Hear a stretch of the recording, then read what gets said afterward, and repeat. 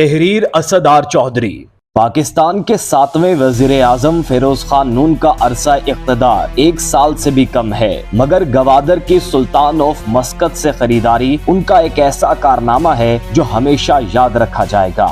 اس وقت گوادر ایک ایسا مقام ہے جس پر ساری دنیا کی نظریں ٹکی ہوئی ہیں۔ تاریخ میں 2 قوتیں ہی ایسی گزری ہیں جنہوں نے گوادر کی اہمیت کو پہچانا، برطانیہ اور اس کے بعد پاکستان۔ پاکستان کی خوشبختی ہے کہ گوادر اس وقت پاکستان کی ملکیت ہے۔ 12 اگست 1958 ایک تاریخ ساز دن تھا جب برٹش آرکائیوز میں ایک خط آتا ہے جس پر خفیہ کی مہر ثبت تھی۔ یہ خط گوادر کی پاکستان کو حوالگی سے متعلق تھا، جس میں لکھا ہوا تھا کہ لندن میں جاری حالیہ ملاقاتوں کے بعد مسقط کے سلطان گوادر کو پاکستان کے حوالے کرنے پر آمادہ ہو گئے ہیں، تاہم انہوں نے کہا ہے کہ انہیں گوادر سے انخلا کے لیے کچھ وقت درکار ہوگا۔ برطانیہ کی گوادر میں دلچسپی اب پرانی ہو گئی ہے، کیونکہ اس کا تعلق 19ویں صدی کے وسط اول سے ہے، جب افغانستان نے 1839 میں ان علاقوں پر حملہ کیا۔ اس وقت برطانوی حکومت نے ضرورت محسوس کی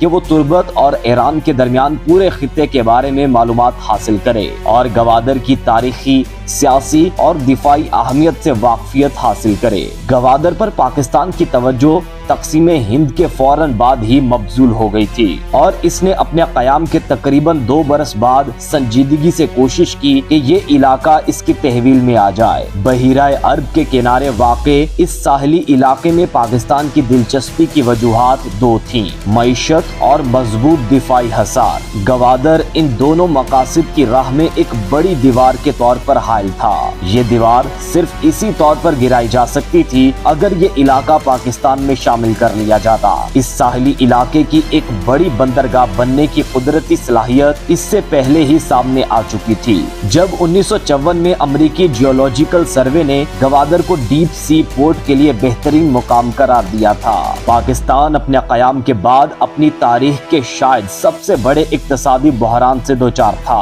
جب وہ سرکاری ملازمین کی تنخواہوں کی ادائیگی کے وسائل بھی نہیں رکھتا تھا۔ اسمگلنگ کی وجہ سے اس مسئلے کی سنگینی میں مزید اضافہ ہو گیا تھا، کیونکہ اس طرح سے قومی وسائل تیزی سے سکڑتے جا رہے تھے۔ اس زمانے میں اسمگلنگ کا ایک بڑا مرکز گوادر کی یہی پرانی اور غیر ترقی یافتہ بندرگاہ تھی۔ اگرچہ یہاں ایک ایئرپورٹ بھی موجود تھا، لیکن اس کے استعمال کی نوبت بھی کبھی کبھار آتی تھی۔ اسمگلنگ کو روکنے کے لیے حکومت کے دفاعی ادارے نے پاکستان کی گورنمنٹ کو ایک رپورٹ پیش کی۔ اس رپورٹ کے مطابق پاکستان بحیرہ عرب کے اس ساحلی پٹی کے ساتھ ساتھ کوارٹر کے مقام تک، جو پاکستانی سرزمین کا آخری مقام ہے، ایک سڑک تعمیر کرنے کا ارادہ رکھتا تھا، تاکہ ملک کا دفاع مضبوط بنانے کے ساتھ ساتھ اسمگلنگ پر بھی قابو پایا جا سکے۔ لیکن اس منصوبے کی راہ میں سب سے بڑی رکاوٹ گوادر کی صورت میں حائل تھی، جس پر اس کا کوئی اختیار نہیں تھا۔ رپورٹ کے مطابق یہی سبب تھا کہ حکومت پاکستان نے 1949 میں ہی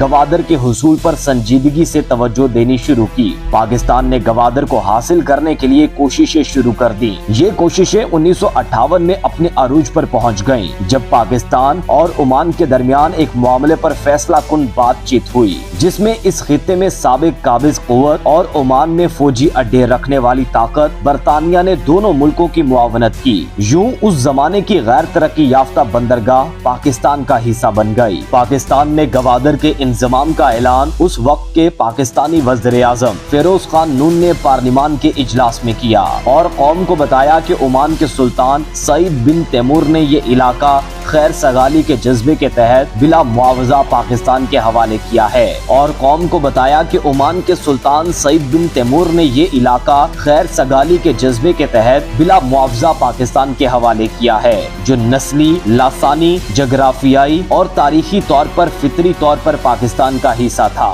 اس کے ساتھ یہ بھی واضح کر دیا گیا کہ آئین کی دفعہ 104 کے تحت یہ علاقہ مغربی پاکستان میں شامل سمجھا جائے گا۔ اسے خصوصی حیثیت حاصل ہوگی، لیکن یہاں کے باشندوں کے حقوق ملک کے دیگر شہریوں کے برابر ہوں گے۔ پاکستان کے طول و عرض میں یہ اعلان ایک بڑی کامیابی کے طور پر سنایا گیا اور ملک کے تمام حصوں میں چراغاں کر کے اس کی خوشی منائی گئی۔ گوادر کی آبادی بھی ان خوشیوں میں شامل تھی۔ عمان سے گوادر کا رسمی طور پر قبضہ حاصل کرنے کے لیے وفاقی حکومت کے سیکریٹری کابینہ آغا عبدالحمید سمندری راستے سے کراچی سے گوادر پہنچے تو وہاں کی مقامی آبادی بندرگاہ پر امڑ پڑی، جبکہ کشتی بانوں اور ماہی گیروں کی ایک بڑی تعداد نے گردن گردن گہرے پانی میں تیرتے ہوئے کروز تک پہنچ کر ان کا استقبال کیا۔ اگلے روز برطانوی قونصل جنرل نے آغا عبدالحمید کو وہ دستاویز پیش کیے جن کے ذریعے گوادر پاکستان کا حصہ قرار پایا۔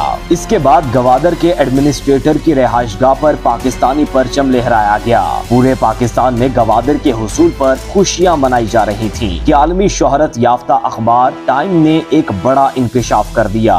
اس میں بتایا گیا تھا کہ پاکستان کو گوادر کا یہ قبضہ جذبہ خیر سگالی کے طور پر بلا معاوضہ حاصل نہیں ہوا، بلکہ اس کے لیے ایک خطیر رقم یعنی 4 کروڑ 20 لاکھ روپے ادا کیے گئے ہیں۔ جریدے نے یہ انکشاف بھی کیا کہ حکومت پاکستان نے سلطان کو یقین دہانی کروائی ہے کہ اگر اس علاقے سے تیل نکالا گیا تو اس کی آمدن میں سے کچھ حصہ انہیں بھی دیا جائے گا۔ پاکستان کی تمام اخباروں نے اس خبر کو بڑھا چڑھا کر پیش کیا، جس سے ملک میں بحرانی کیفیت پیدا ہو گئی۔ حکومت پر الزام عائد کیا گیا کہ اس نے قوم کو غلط معلومات فراہم کی اور انہیں اندھیرے میں رکھا گیا۔ اس ہنگامہ خیز صورتحال میں حکومت کچھ دنوں تک خاموش رہی، لیکن 24 ستمبر 1958 کے بعد گورنر مغربی پاکستان نواب مظفر قزلباش نے اپنے ایک پالیسی بیان کے ذریعے خاموشی توڑی۔ اس سے ٹائم میگزین کی خبر سے شروع ہونے والی بحث کا خاتمہ بھی ہوا اور اس معاملے میں ایک نیا پہلو بھی شامل ہو گیا،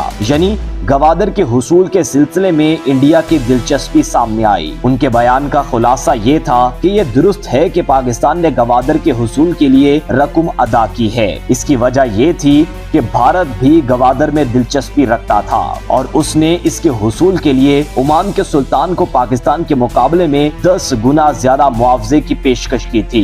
بھارت نے اس مقصد کے لیے کئی ایسے ملکوں کو اپنا ہم نوا بنانے کی کوشش بھی کی جو اس معاملے میں اثر انداز ہو سکتے تھے۔ ان کے مطابق انڈیا کا موقف تھا کہ گوادر کی اکثریتی آبادی ہندو ہے، اس لیے پہلا حق ان کا ہے۔ اس کے مقابلے میں پاکستان کی طرف سے جاری کیے جانے والے اعداد و شمار کے مطابق انضمام کے وقت گوادر کی کل آبادی 20,000 تھی، جن میں صرف 1,000 ہندو تھے۔ انہوں نے انکشاف کیا کہ معاوضے کی پیشکش اور سفارتی حمایت کے حصول میں ناکامی کے بعد انڈیا نے آخری کوشش یہ کی کہ اس علاقے کے مستقبل کا فیصلہ استصواب رائے کے ذریعے کروایا جائے۔ اس مقصد کے لیے حکومت ہند نے وزیر اعظم فیروز خان نون کو ایک خط بھی لکھا اور مطالبہ کیا کہ استصواب رائے کے انعقاد کے لیے انڈین افسران کو بھی وہاں آنے کی اجازت دی جائے۔ نواب قزلباش کے دعوے کے مطابق حکومت پاکستان نے مطالبہ مسترد کر کے انڈیا کی یہ کوشش بھی ناکام بنا دی۔ 29 اگست 1958 کو ایک اور خط مسقط کی وزارت خارجہ کی جانب سے برٹش آرکائیوز میں موجود ہے، جس میں کہا گیا ہے کہ پاکستان نے 2 ستمبر تک 27 لاکھ پاؤنڈ کی رقم واشنگٹن میں برطانوی سفارت خانے کے اکاؤنٹ میں جمع کروانے کی یقین دہانی کروائی ہے۔ جیسے ہی رقم ملے گی سلطان اس کے بعد گوادر کو پاکستان کی حوالگی شروع کر دیں گے۔ رقم ملنے کے بعد 8 ستمبر کو سلطان نے گوادر پاکستان کے حوالے کر دیا۔ اس حوالے سے 2 طرفہ معاہدہ 8 دسمبر کو ہوا۔